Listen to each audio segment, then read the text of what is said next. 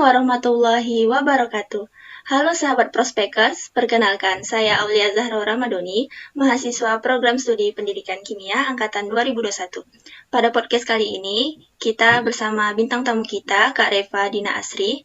Beliau merupakan mahasiswa pendidikan kimia tahun 2016 dan saat ini beliau sedang aktif sebagai reporter LPM Bahana Mahasiswa Universitas Riau. Nah, langsung saja kita sambut Kak Reva. Halo Kak. Halo Prospeker, halo para pendengar podcast pendidikan kimia. Boleh nih Kak, biar Prospekers di rumah pada kenal sama Kakak, boleh Kakak perkenalkan diri dulu Kak. Oke, halo Aulia dan teman-teman pendengar semuanya. Perkenalkan, nama aku Reva Dina Asri. Ya, seperti yang dibilang sama Aulia tadi bahwa saya adalah mahasiswa pendidikan kimia angkatan 2016 dan saat ini sedang menjadi seorang reporter di LPM Bahana Mahasiswa Universitas Riau. Selain itu saya juga aktif di beberapa media di Pekanbaru, menjadi seorang freelancer, tapi tetap di media. Oke, lanjut. Oke Kak, gimana kalau kita mulai dulu acara ini dengan game nih Kak, biar lebih seru. Boleh, silakan. Gamenya jawab cepat ya Kak. Jadi nanti ada dua pilihan dan Kakak harus pilih salah satu. Oke. Mulai Kak. Oke. Yang pertama, kira-kura atau kupu-kupu? Kupu-kupu. Lembaga eksekutif atau UKM? UKM. Hima Prospek atau Bahana? Saat ini Bahana, saat ini. Guru kimia atau jurnalis? Waduh. Ini kayaknya baru ditanyain juga deh sama siapa ya kemarin? Aku lupa sampai nanya, kayaknya baru nanya juga kemarin. Guru kimia atau jurnalis? Jurnalis. Ya, jurnalis. Karena ternyata jadi guru sampai saat ini itu pun aku belum pernah kepikiran untuk jadi seorang guru yang benar-benar guru gitu loh, Aulia. Kayak lebih kepinginnya itu menjadi seorang tutor bimbel kayak gitu. Nah, podcast kali ini kita ngangkat tema The Power of Woman nih Kak. Kenapa kita angkat tema ini? Karena yang udah kita tahu kan Kak, banyak banget kasus-kasus yang menyangkut tentang perempuan. Baik itu dilecehkan, direndahkan, maupun diremehkan. Bahkan aku sempat baca juga Kak, berdasarkan data Kementerian PPPA, menurut Indeks Pemberdayaan Gender, dia tuh mengukur bahwa peran aktif perempuan itu lebih rendah dibandingkan laki-laki Kak. Jadi sebenarnya bisa nggak Kakak lebih jelaskan tentang kesetaraan gender itu apa sih Kak? Untuk kesetaraan itu sendiri, menurut aku, kalau di Indonesia itu sendiri, hak-hak kesetaraan perempuan dan laki-laki atau kesetaraan gender itu sudah sangat tinggi dibanding zaman-zaman dahulu, terutama apalagi waktu zaman Orde Baru. Nah, sejak UNRI melejit namanya berdasarkan kasus pelecehan yang terjadi di fakultas tetangga itu, beberapa kali aku diskusi dengan beberapa aktivis perempuan, contohnya itu dengan Mbak Bivitri Susanti atau dengan Tunggal Pawestri Kalis Mardiasih gitu. Nah, yang paling aku ingat itu dari Mbak Tunggal Pawestri. Jadi bisa dibilang kesetaraan gender untuk pembelaan hak-hak perempuan di zaman sekarang ini udah jauh lebih baik gitu. Dimana sudah banyak seperti tagline yang mungkin Aulia sudah dengar ya, kayak tagline Women Support Women yang seperti itu tuh udah tinggi sekarang gitu. Iya. Nah, untuk kesetaraan itu sendiri dan sekarang ini juga sudah cukup tinggi diakui gitu. Sebagai contoh kayak hak-hak perempuan untuk berada di parlemen itu sudah dijamin haknya, Aulia. Bagaimana sebuah lembaga, contohnya di DPR itu harus ada unsur perempuan di dalamnya. Untuk hak-hak seperti yang paling dekat dengan kita saat inilah, itu sekarang yang terjadi di kasus pelecehan ini, kan Kementerian Pendidikan dan Kebudayaan dan Riset Teknologi itu kan Nadiem Makarim udah bilang bahwa untuk pembentukan Satgas PPKS contohnya, Satgas PPKS ini kan lebih banyak bekerjanya pada pelecehan terhadap perempuan begitu. Nah, itu tuh harus menjamin kesetaraan. Kesetaraannya di sini juga tinggi untuk berada pada posisi perempuan. Perempuan itu dijamin haknya seminimal-minimalnya tuh peran perempuan di situ harus ada sejumlahnya itu 2/3 dari jumlah keseluruhan. Nah, itu kan sudah sangat menjamin ya gitu. Jadi sebenarnya ini udah tinggi nih tingkat empati dari pemerintah dan masyarakat tentang hak-hak kesetaraan untuk gender, terutama untuk perempuan. Kesetaraan itu bukan berarti perempuan sama laki-laki, bukan berarti perempuan harus lebih tinggi. Beberapa teman-teman laki-laki yang menganggapnya itu begitu loh ya, kayak ini terakhir banget ya. Aku tuh baru ingat banget beberapa hari Salah lalu itu. pengertian ya, Kak. Iya, soal pengertian. Mereka menganggap perempuan yang memperjuangkan hak perempuan itu sebagai perempuan yang pengen di atas laki-laki gitu. Padahal bukan seperti itu konsepnya. Bukan seperti itu konsepnya. Kesetaraan yang maksud itu ketika laki-laki bisa mendapatkan hak itu, maka perempuan harusnya juga bisa mendapatkan hak itu. Contoh misalnya yang paling gampang itu hak belajar lah gitu. Hak belajar. Ketika laki-laki bisa belajar dengan sampai apa yang dia mau, maka perempuan juga bisa dengan seperti itu. Boleh nih, Kak, kita lanjut ke pertanyaan berikutnya ya, Kak. Iya, silakan. Apakah berhak seorang perempuan mendapatkan kesetaraan gender seperti laki-laki? Oke. Aku ambil contoh tahun 2018. Kami gitu, beberapa perempuan itu pernah diusir dalam sebuah konsolidasi di kampus gitu. Awalnya itu konsolidasinya itu malam. Tagline-nya itu kamu tahu nggak? Tagline-nya itu waktu itu membela salah seorang perempuan yang diusir waktu dia datang ke ke Riau. Itu dia diusir sama pemerintahan Riau karena dianggap sebagai provokasi apa gitu lah.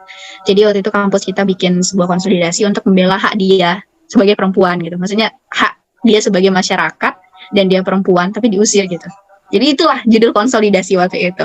Datanglah kami gitu sebagai perempuan untuk konsolidasi waktu itu malam jam aku lupa di jam berapa mulainya, tapi yang jelas malam, mungkin abis Isya atau jam berapa gitu. Di tengah-tengah konsolidasi itu kami diminta untuk pulang. Alasannya nggak baik gitu. Ada perempuan di sini sementara laki-laki dominan gitu. Nah, itu salah satu lucu nggak sih? Mereka berkonsolidasi untuk membela hak perempuan, sementara perempuan nggak dilibatkan di dalam itu. Nah, itu salah satu contohnya. Lucu sih, Kak. Lucu banget kan? Iya. Nah, jadi waktu itu kami protes lewat tulisan. Kami juga jurnalis ya kan ya. Jadi protes lewat tulisan. Kami tulislah berupa opini.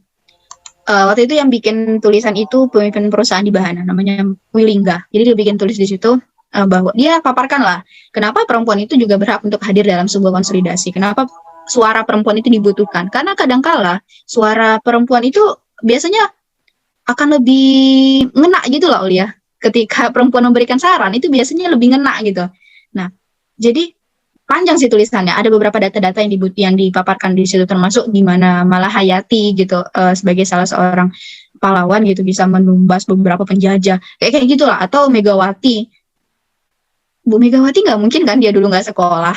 Nggak mungkin kan dia nggak pernah rapat malam. Dan nggak mungkin dia disuruh pulang sama menteri-menterinya. Karena udah malam nih Bu, gitu perempuan nggak boleh gitu kan, nggak mungkin kan gitu. Nah, jadi itu waktu itu yang kami protes gitu. Tahu nggak ya, ada laki-laki yang membalas tulisan kami itu dengan ucapan seperti ini. Kalau perempuan mau diperjuangkan hak-hak kesetaraannya, maka kenapa perempuan harus menolak satu toilet dengan laki-laki? Jadi kayak kalau misalnya mau setara, ya udah langsung aja sekalian gitu. Kayak toilet itu jangan ini dong, jangan minta toilet perempuan dan toilet laki-laki harus dipisahkan. Kan beberapa yang protes itu perempuan ya. Nah itu kayak dangkal banget gak sih? Kak. Kak, kita di sini mempertanyakan hak secara bersuara, menyalurkan pendapat. Itu kan sebagai salah satu bentuk kita bersuara gitu. Yang itu dijamin oleh undang-undang gitu. Termasuk di situ kan kita juga belajar, Aulia. Belajar untuk mengungkapkan pendapat, belajar untuk membuka pikiran, belajar untuk berrelasi gitu kan. Itu kan kita belajar di situ. Itu salah satu hak belajar. Jadi hak belajar itu bukan hanya berarti kita belajar di kampus gitu ya. Belajar itu bisa di mana aja gitu. Termasuk dengan dalam sebuah perkumpulan itu banyak hal yang bisa kita serap gitu. Nah, mereka ngomong kayak gitu. Padahal itu nggak masuk. Atau yang paling parah gini. Ada laki-laki yang bilang perempuan itu menuntut untuk haknya lebih diakui bla bla bla bla gitu kan. Tapi ketika parkiran pengennya ladies parking itu ya udah untuk perempuan aja gitu kan. Kita ada tuh parkiran perempuan gitu kan. Padahal itu menunjukkan bahwa dia tuh lemah, nggak sanggup untuk hidup tanpa laki-laki gitu. Makanya dia harus punya parkir khusus untuk perempuan gitu. Padahal, tahu nggak, faktanya ladies parking itu dibikin karena banyak sekali perempuan yang jadi korban kejahatan seksual. Contoh, parkiran itu kan letaknya di lantai dasar biasanya. Ladies parking itu diperuntukkan biasanya di dekat pintu, karena ketika dia berjalan untuk menuju ke parkiran biasa, ke basement itu, kadangkala dia bisa dicopet, kadangkala yang paling menjijikan itu misalnya dia dilecehkan. Nah itu sering terjadi, makanya ada yang namanya ladies parking, itu dekat dengan pintu. Yang bikin siapa? Yang ngulas siapa? Laki-laki kan? Kayak gitu, itu sesimpel itu aja nggak bisa gitu. Malah perempuan yang disalahin ya Kak. Ya benar, ya benar. Jadi ya hak untuk belajar itu semuanya bisa gitu. Kayak ya kalau aku sesimpel itu lah menurut aku ya. Belajar itu tidak hanya di kelas gitu. Belajar itu bisa di mana aja, termasuk dalam sebuah pertemuan, dalam sebuah rapat. Itu kita belajar untuk mengungkapkan pendapat, belajar untuk brainstorming, belajar untuk sebagainya, belajar untuk berorganisasi gitu kan. Belajar untuk berorganisasi. Jadi hak perempuan itu nggak boleh dihambat di situ gitu. Harus adil Perempuan ya itu Kak dibaginya. gitu. Iya, perempuan nggak boleh jadi pemimpin katanya. Oh my god. Terus kenapa aku boleh gitu? Aku selalu bilang kayak gini. Saat ini aku posisinya jadi salah satu pimpinan di Bahana Aulia. Jadi kayak ada yang bilang memperjuangkan hak-hak perempuan, atau misalnya taruh misalnya dalam sebuah pemilihan ya Aulia. Aku waktu itu pernah nyoba, sebenarnya ini nggak diseriusin sih waktu itu. Mungkin ini bisa jadi sebuah klarifikasi ya. Tahun 2018 atau 2019 itu aku pernah nyebar flyer nyalon sebagai presma. Waktu itu sempat gempar tuh ya di beberapa kampus. Aku tahu soalnya aku beberapa kali diajakin konsolidasi untuk beneran maju gitu. Aku bilang kayak gini, kalian jangan pilih aku karena aku perempuan. Dan aku nggak akan milih kalian karena kalian laki-laki. Kita dua-dua setara. Nggak ada yang spesial karena aku perempuan, dan nggak ada yang spesial karena kamu laki-laki. Kita sama-sama punya hak. Jangan mengira kami yang perempuan-perempuan ini memspesialkan diri. Oh, karena aku perempuan, jadi aku spesial. Enggak. Kalian juga gitu. Nggak ada yang spesial hanya karena kalian laki-laki. Kita sama-sama punya hak di dalam situ. Gitu, oh ya. Jadi banyak ya ini aku. Jadi kayak lebih curhat nggak sih aku jadinya jatuhnya? Nggak apa-apa Kak. Jadi lebih relate gitu daripada aku ngomongin teori A, B, C, D ya kan ya. Tapi kalian gak relate gitu. Lebih baik aku bercerita berdasarkan pengalaman aku gitu. Supaya lebih relate di kita gitu. Lebih ngena nanti Kak di pendengar podcast Iya. kita. Bener. Jadi kayak teman-teman mungkin pendengar podcast ini setelah ini bakalan ada pendapat A, B, C, D gitu. Aku juga sebenarnya kemarin waktu kalian mengangkat tema ini, aku ngerasa kayak, wah keren banget Imo Prospek berani ngangkat tema ini. Aku beneran mau tepuk tangan loh untuk kalian kayak bisa berani ngangkat tema ini gitu, karena beberapa organisasi lain itu kan ya begitulah ya, perempuan itu harus gini gitu, ngalah-ngalahin peraturan di ibunya gitu kan. Jadi kayak wah ini keren banget nih, jadi kayak sayang banget gitu untuk di ini gitu. Jadi kayak setelah ini kalau nanti ada komentar yang apa gitu, jangan diarahin ke Imo Prospeknya ya teman-teman, ke aku aja. Gitu. Pertanyaan 3 ya Kak. Oke, lanjut. Lalu bagaimana sih Kak prinsip Kakak tentang kesetaraan gender yang selama ini dilulukan oleh masyarakat, oleh wanita? Kayak mana nih Kak? Oke. Sama kayak yang aku bilang dari awal tadi. Ketika laki-laki bisa ada di depan, ya perempuan harus bisa di depan juga, nggak di belakang. Kenapa dibilang harus perempuan di belakang? Kan bisa di samping, kan bisa sama-sama di depan. Kenapa perempuan harus di belakang? Kayak gitu kan? Gitu. Jadi sebenarnya salah banget ngomong kayak perempuan harus di depannya. Enggak. Kita nggak menuntut itu. Kalau kamu punya kesempatan A, maka perempuan juga harus punya kesempatan A. Jangan melanggar itu hanya karena bilangnya perempuan itu biasanya gini. Stereotip seperti itu harus sudah ditinggalin gitu. Itu juga dengan laki-laki. Kadang kita menganggap rendah laki-laki misalnya dalam sebuah kepanitiaan, misalnya bidang konsumsi gitu. Laki-laki jarang dilibatkan dalam kepanitiaan konsumsi karena nganggapnya laki-laki itu cocok ini perlengkapan gitu. Ya enggak. Laki-laki juga punya hak untuk misalnya bisa memasak. Bukan berarti dia nggak laki-laki hanya karena dia bisa memasak gitu. Enggak gitu. Tapi lain hal kalau nggak mau Kak. Lain hal kalau dia nggak mau gitu. Lain hal kalau dia nggak mau gitu. Beda. Kebanyakan pasti nggak mau. Oke, itu sih jawaban aku, Aulia. Kita lanjut ke pertanyaan 4 ya Kak. Oke. sekarang kan nggak hanya laki-laki aja nih Kak yang banyak jadi aktivis. Perempuan juga kan banyak yang jadi aktivis nih Kak. Menurut pandangan Kakak terkait perempuan yang menjadi aktivis nih gimana sih Kak? Oke. Perempuan menjadi aktivis itu keberadaannya sangat penting menurut aku. Karena beberapa kali aku contohin dalam kasus belakangan ini ya Aulia. Ada 2 kasus tentang yang di Unri yang belakangan viral. Yang pertama itu pelecehan yang ada di fakultas kita. Itu aku sendiri yang nulis. Aku nggak tahu Kak. Iya, tahun 2021 juga di bulan Agustus. Bulan Agustus September ya, aku lupa. Itu tuh ada perempuan yang mengadu ke aku gitu. Mungkin karena dia ngelihat beberapa portofolio atau beberapa postingan medsos aku tentang perjuangan hak perempuan mungkin ya gitu. Jadi waktu itu ya dia juga ngakuin itu sih kenapa dia berani cerita ke aku dengan gara-gara itu. Jadi dia cerita dia mendapat sebuah pelecehan secara digital gitu. Dan korbannya itu dia nggak sendiri gitu. Nah, bisa dibilang keberadaan aku waktu itu ya sebagai salah seorang aktivis gitu. Dan aku nggak sendiri waktu itu. Akhirnya aku mengadu ke misalnya ke Lembaga Bantuan Hukum Pekanbaru, LBH Pekanbaru. Dan itu tuh aku juga ngadunya ke perempuan. Karena siapa yang bisa mengerti perempuan lebih baik dari selain perempuan gitu kan. Belum tentu laki-laki bisa cakap ketika kita mengadu tentang hak-hak yang atau kejadian-kejadian yang terjadi pada perempuan gitu. Itu contoh satu. Yang pertama pelecehan yang ada di Fakultas Keguruan, fakultas kita gitu. Dan itu pelakunya laki-laki. Terus yang kedua yang viral kemarin dari ini ya, dari Fakultas Fisip yang masih bergulir kasusnya dari sampai sekarang. Dan itu aku juga ngikutin dari awal. Dan aku masuk dalam salah satu pendamping korban. Dalam pendamping korban itu, Aulia, itu ada laki-laki dan ada perempuan.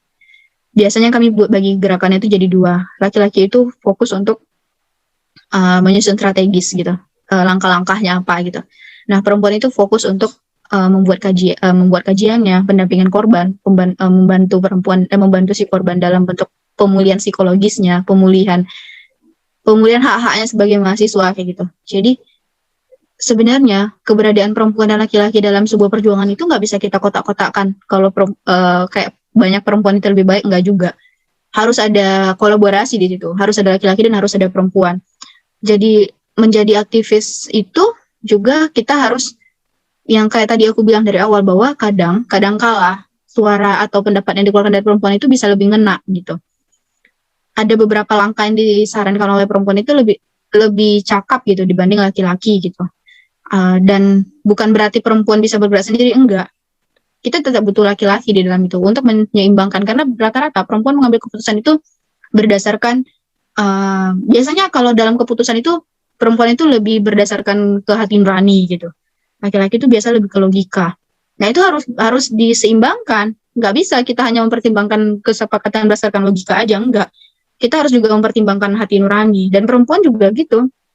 Pendapat-pendapat yang kita tuangkan berdasarkan hati nurani itu juga harus diseimbangkan dengan pemikiran-pemikiran yang lebih logik gitu. Nah itu antara 2 itu, jadi aku nggak rasa dalam sebuah perjuangan, dalam sebuah pergerakan itu harus ada keseimbangan antara perempuan dan laki-laki. Nggak bisa perempuan aja, nggak bisa laki-laki aja. Keberadaan perempuan sebagai aktivis itu udah banyak banget. Contohnya untuk perempuan-perempuan yang memperjuangkan hak perempuan seperti aku bilang tadi ya, ada Mbak Tunggal Pawestri, ada Kalis Mardiasi. Kalau teman-teman butuh referensi gitu, teman-teman bisa follow tuh Kalis Mardiasi, @kalismardiasi. Nah dia itu salah satu perempuan yang memperjuangkan hak-hak perempuan. Atau Tunggal Pawestri. Tunggal Pawestri itu pejuang HAM. Jadi dia memperjuangkan hak-hak perempuan dan hak asasi manusia umumnya kayak gitu. Nah, pemikiran-pemikiran mereka tuh benar-benar kayak out of the box. Atau yang paling keren itu Aulia memperjuangkan peraturan perundang-undangan. Contohnya kayak Permendikbudristek yang ada di Kementerian Pendidikan atau undang-undang RUU PKS yang sekarang udah ganti lagi namanya. Nah, itu beberapa kali tuh aku tuh menak banget waktu undang-undang RUU PKS itu yang batal disahkan di tahun lalu. Itu dari PPA itu sempat ngomong kayak maaf kami tidak bisa membantu kalian korban-korban perempuan itu lebih optimal karena undang-undangnya nggak keburu jadi gitu. Sama yang kejadiannya kayak yang sekarang terjadi di FISIP itu. Padahal kalau misalnya RUU PKS itu sudah sah, mungkin kita bakal lebih mudah untuk menjerat si pelaku gitu. Tapi karena sekarang statusnya kita belum punya tuh undang-undang yang fokus untuk pencegahan, penanganan kekerasan seksual itu belum punya gitu. Jadi akan lebih panjang prosesnya. Sama kayak, dan alhamdulillahnya tuh di kampus kita udah ada sekarang. Dan di kampus sudah ada. Itu nggak lepas dari perjuangan hak-hak perempuan. Itu Permendikbudristek nomor 30 yang sekarang hadir, Aulia. Itu tuh buah hasil pemikiran dari perempuan. Kenapa aku tahu? Karena kami dilibatkan dalam proses ini ya. Dalam proses penanganan kasusnya. Kementerian itu sempat melakukan Kak Bahana itu sempat menjadi salah satu narasumber yang dimintai keterangannya dalam proses pemeriksaan. Nah, di situ kami tahu bahwa ternyata orang-orang yang berada di dalam belakang undang-undang Permendikbudristek nomor 30 itu kebanyakan perempuan, ulama-ulama perempuan. Banyak di dalam belakang itu. Banyak ulama perempuan, banyak pejuang HAM, banyak juga yang paling penting tuh udah pasti banyak pakar hukum yang perempuan juga gitu. Itu kan salah satu aktivis perempuan yang paling ini ya. Dan itu memang berguna banget gitu. Syukur alhamdulillah kan dengan keluarnya Permendikbudristek nomor 30 itu, jadinya kampus punya acuan untuk menyelesaikan kasus yang terjadi di FISIP sekarang gitu. Dan itu buah hasil pemikiran aktivis-aktivis perempuan. Jadi sangat banget ya Kak jadinya. Bener banget. Aku beberapa kali diskusi dengan misalnya kayak Tunggal Pawestri. Tunggal Pawestri itu salah satu yang dimintain pendapatnya dalam penyusunan Permendikbudristek nomor 30 itu. Beberapa kali kalau aku dialog sama dia, aku tuh bisa sampai kayak nangis gitu loh. Bisa sampai kayak segitunya ya Mbak, sampai bisa kayak gitu, saking bisa berhari-hari kayak stres sendiri gitu, atau hujatan-hujatan dari netizen contohnya, yang ngomong kayak, Mbak, kalau misalnya setuju Permendikbudristek nomor 30, boleh dong nanti anaknya dilecehin di kampus, kayak gitu. Enggak, bukan dilecehin, boleh dong nanti anaknya ciuman di kampus, kayak gitu. Itu tuh kan sebagai seorang ibu mana sih yang gak sakit hati digituin kayak gitu ha? Sebenarnya ngajinya nggak ke situ ya Kak? Nggak ke situ gitu. Tapi malah salah pengertian. Ada aja pikiran pendek dari netizen yang bikin, padahal perjuangan mereka itulah aku bilang perjuangan aktivis perempuan itu nggak gampang gitu untuk memperjuangkan hak perempuan. Dan siapa sih yang paling mengerti perempuan kalau nggak perempuan sendiri? Iya, pastinya tetap perempuan. Iya. Siapa yang bisa memperjuangkan hak mahasiswa kalau bukan mahasiswa sendiri? Kan nggak mungkin ujuk-ujuk itu berasal dari anak SD.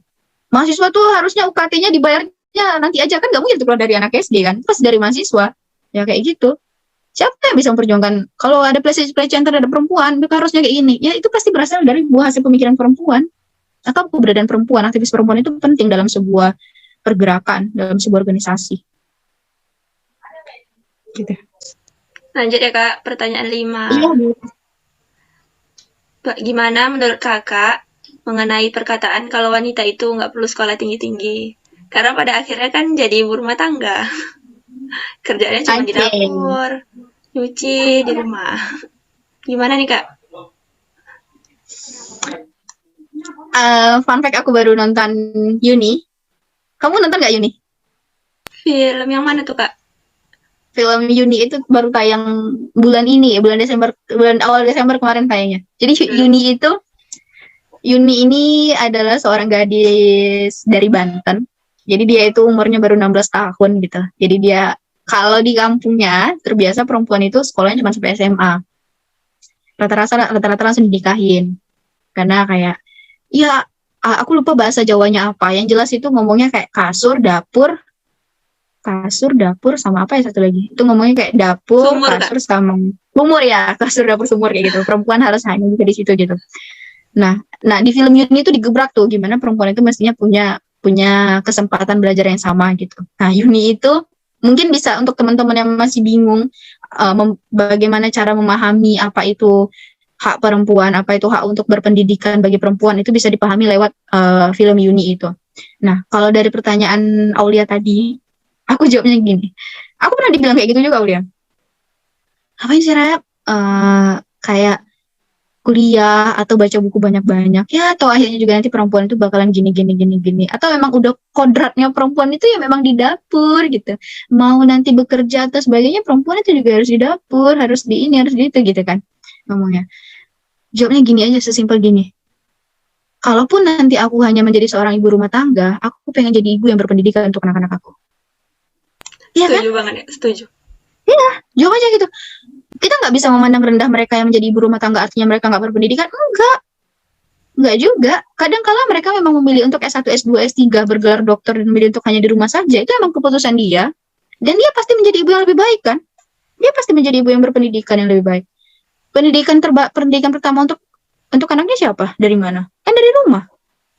Maka sesimpel itu gitu. Ketika mereka bilang nggak usah sekolah tinggi-tinggi, ntar juga ngurusin anak aja di rumah. Ya aku pengen jadi ibu, aku pengen jadi ibu yang berpendidikan untuk anak-anak aku.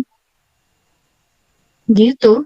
Jadi jangan kayak film Yuni itulah. Tamat SMA langsung nikah. Alasannya udah jadi perempuan tuh digini gini gitu. Udah. Kalau iya penting banget ya Kak. Iya, kalau iya rumah tangganya bagus Aulia. Kalau tiba-tiba suaminya meninggal, terus dia nggak punya kecakapan untuk menjadi seorang wanita karir, itu kan yang bikin para orang tua jadi kayak angka menderita bagi perempuan itu jadi tinggi gitu. Karena dia nggak punya keahlian dia nggak dikasih kesempatan untuk mengasah keahlian. Dia bukan nggak bisa, dia nggak dikasih kesempatan untuk mengasah ilmunya gitu. Jadi ketika dia akhirnya putus asa, dia nggak bisa ngapa-ngapain gitu. Coba dulu dia dikasih kesempatan untuk mengeksplor dirinya terlebih dahulu. Belum lagi kalau ternyata suaminya juga kurang pendidikannya Kak. Wah benar. Generasi Jadi sesampai itu buat teman-teman. Lanjut nih Kak, pertanyaan 6. Iya sih. Banyak kali nih Kak terjadi kan ketidakadilan. Misalnya dalam suatu perusahaan ada 2 kandidat yang dicalonkan untuk naik jabatan. Kandidatnya ada laki-laki sama perempuan. Nah, si perempuan ini memiliki kemampuan yang lebih dari laki-laki untuk naik jabatan. Tapi yang naik jabatan ternyata si laki-laki. Nggak sesuai dengan kemampuan perempuan. Menurut Kakak gimana nih? Oke.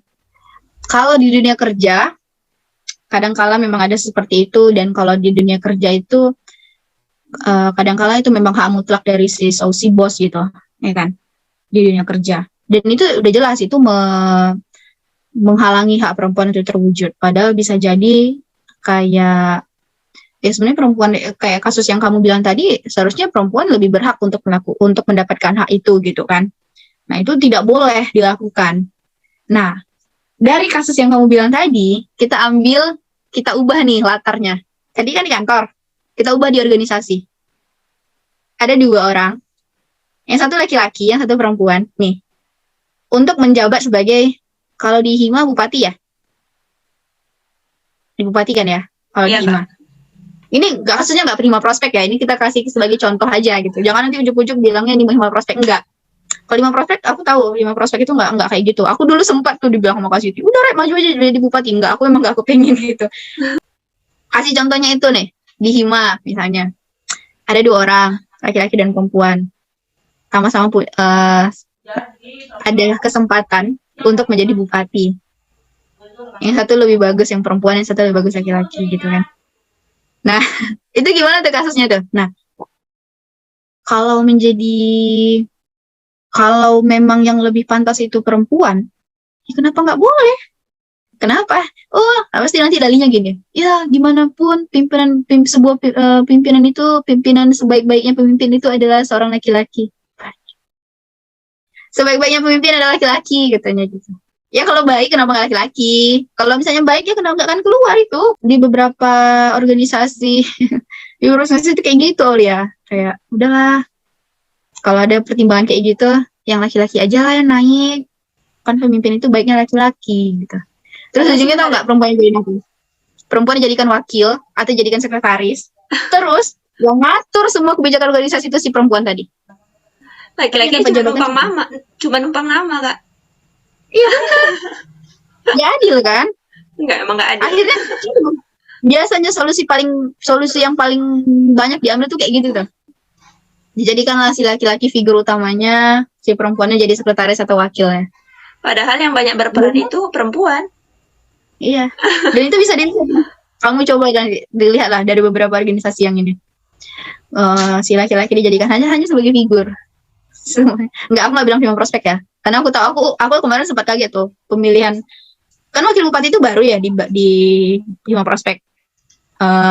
Aku lupa tahun berapa, tapi pokoknya itu masih baru. Dulu tuh belum ada tuh buku wakil gitu. Dan di tahun kedua atau ketiganya itu udah ngambil perempuan sebagai wakil. Wih, karena posisinya kan, apalagi diambil di wakil itu di angkatan bawah kan. Iya, Nah, Kak. aku jadi nggak menganggap angkatan bawah lebih, karena kalau dia jadi wakil bupati kan berarti dia udah punya hak untuk mengatur gitu. Minimal untuk yang di dalam, di internalnya gitu. Jadi beberapa yang lain, mungkin kalau dia nonton dari yang organisasi lain, bolehlah ditiru yang kayak gitu. Jangan menjadikan karena dia perempuan hanya sebagai wakil gitu. Lanjut nih, Kak. Pertanyaan terakhir nih, Kak.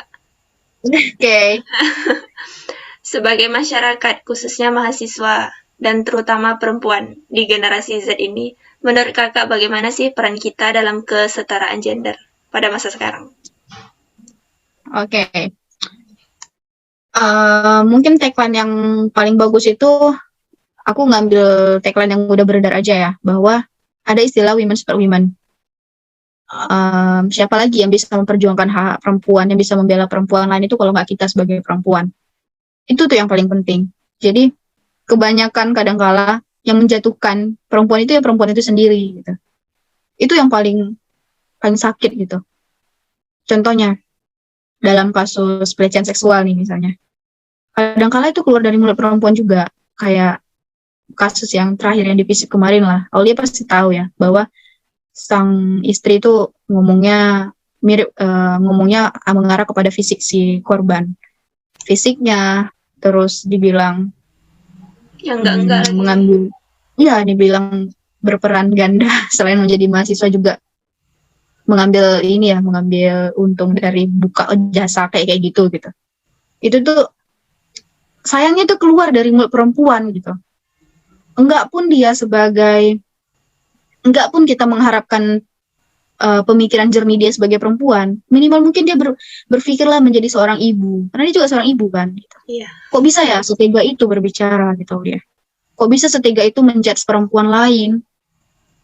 Itu nggak terjadi itu sebagai salah satu contoh terdekat lah.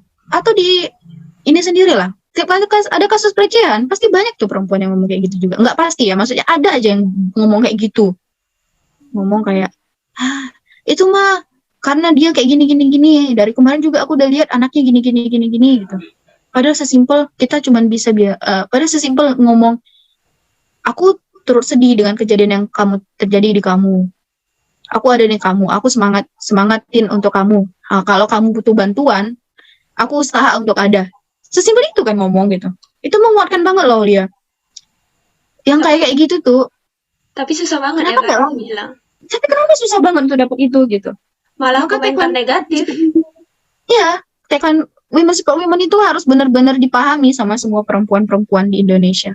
Iya. Terutama mereka-mereka yang gampang banget jarinya ngetik yang enggak gitu.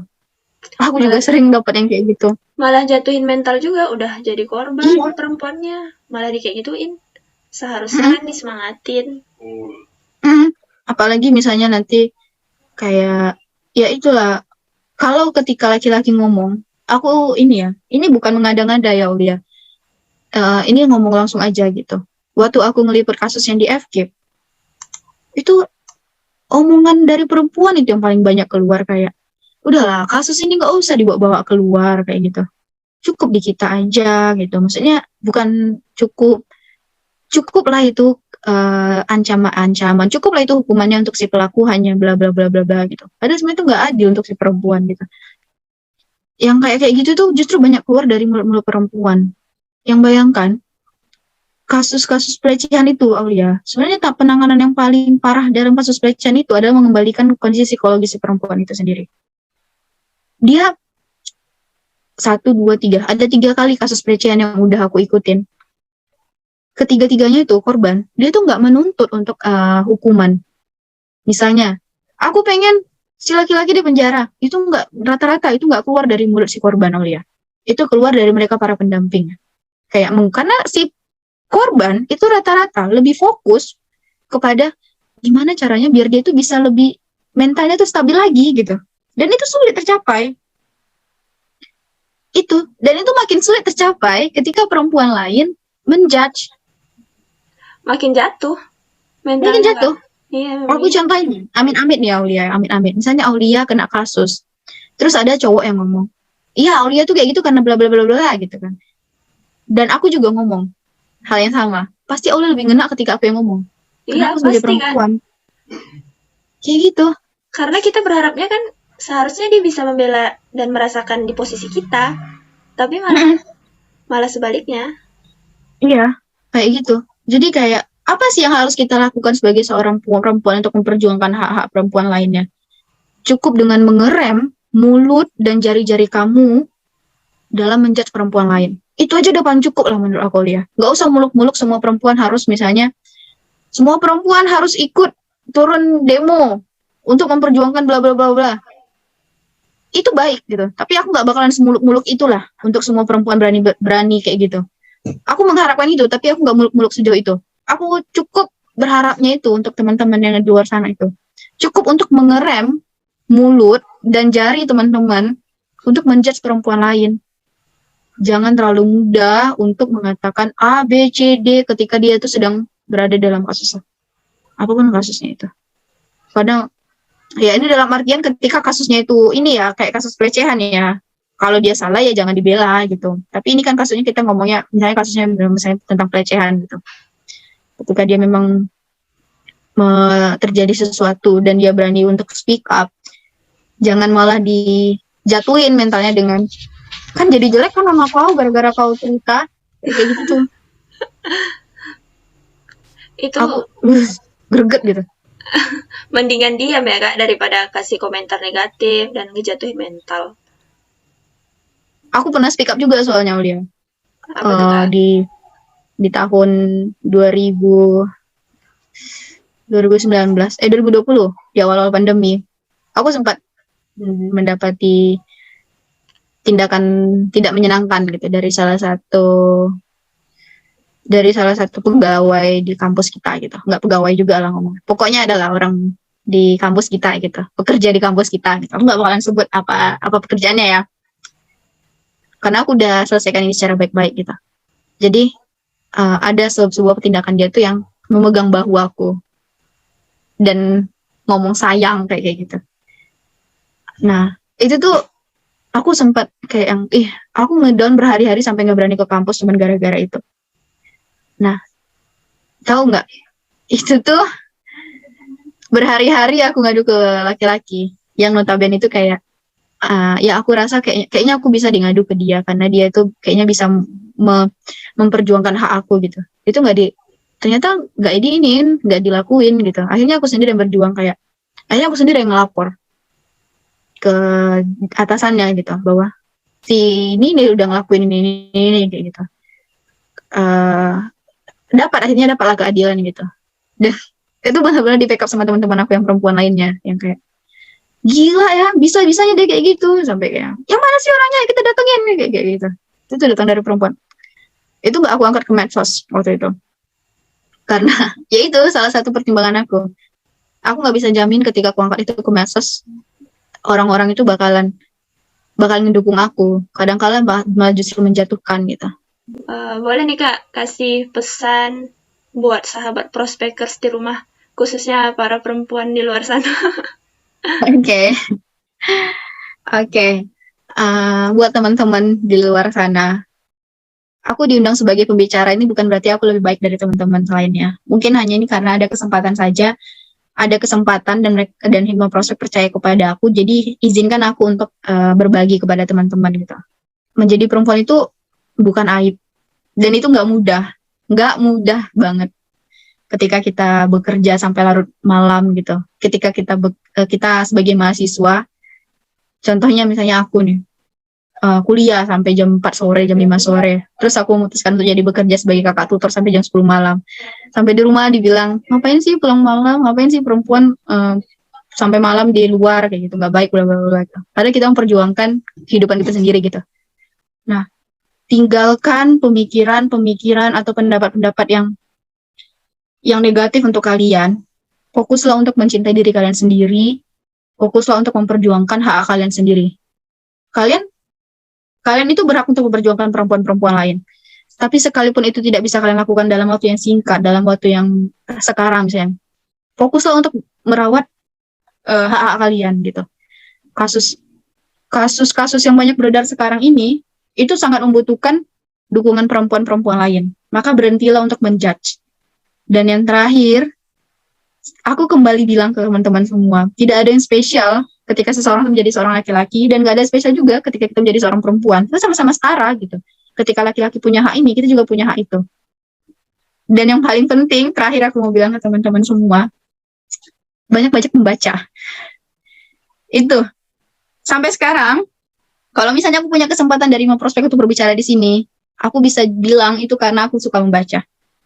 Apa yang aku lontarkan di media sosial, yang bisa dibilang itu sebagai pencitraan aku, ya aku akan bilang itu sebagai pencitraan. Memang itu sebagai pencitraan. Karena medsos itu ya kita akan gunakan itu sebagai pencitraan, sebagai portofolio terbaik kita itu ya media sosial gitu. Yang aku katakan di media sosial, kecakapan aku dalam berbicara di media sosial, itu aku lahir dari ketika aku berproses dalam berbicara, membaca, dan berelasi. Untuk saat ini, aku lagi baca buku ini. Judulnya Bisnis Perbudakan Sosial. Ini aku lagi baca. Jangan berhentilah untuk menuntut ilmu. Kayak yang dibilang Aulia tadi ya. Perempuan berhak nggak sih untuk belajar? Belajar itu hak semua orang. Menuntut ilmu itu jangan berhenti. Nggak ada halangan. Jangan malu untuk membaca. Makasih ya Kak buat pesannya. Ya Aulia. Oh ya Kak, ini ada kenang-kenangan dari Hima Prospek buat Kakak. Bentar. Mohon diterima ya Kak. Iya, waduh. Akhirnya setelah sekian lama tidak seperti ini lagi. Terima kasih. Iya Kak, sama-sama. Cuman ini yang bisa kami kasih. Kesempatan yang kalian kasih aku untuk berbicara ini udah ini sih, udah lebih banget. Oh ya Kak, ini udah di penghujung acara. Makasih buat Kakak udah ngeluangin waktu di podcast kali ini dengan tema The Power of Woman. Semoga teman-teman sobat prospekers di rumah dapat mengambil ilmu dari apa yang udah Kakak sampaikan. Lebih dan kurang, saya mohon maaf sebagai moderator. Assalamualaikum warahmatullahi wabarakatuh. Selamat malam, Kak. Assalamualaikum warahmatullahi wabarakatuh. Selamat malam kembali.